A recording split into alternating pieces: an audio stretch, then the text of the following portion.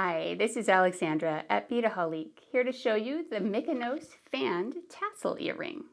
So this uses a Zola Elements finding, that is the fanned tassel on a ring. And we've got some beautiful colors here. There's this Mykonos blue, we've got woodland, citrus grove, tropical paradise, and up here is a twilight color. Now over here we also have some pagoda topped tassels that are really neat. You'll have fun working with those. For tools, I'll be using chain nose, round nose pliers, and also a pair of flush cutters. So let's begin. I've got a 1.5 inch head pin here, a ball head pin, and I'm going to put this red cherry candy jade 8 millimeters onto my head pin.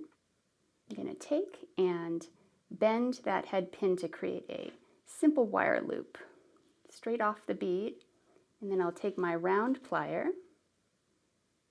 and loop that wire over the top like so. Right at the tip of my tool, I'm going to make a small loop.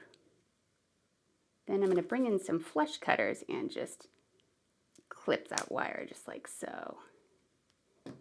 And then I'll take my flat pliers and shut it tight. And that is the only tooling that I really have to do here.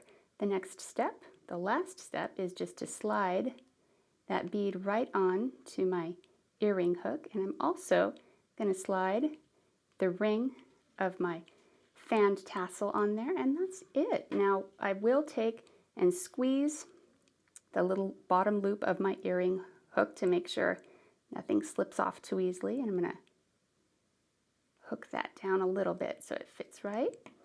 So there we have the Mykonos fanned tassel earring. Super quick and easy, so colorful and bright, really festive. And these supplies and tools can all be found at beadaholique.com. Thanks so much for watching.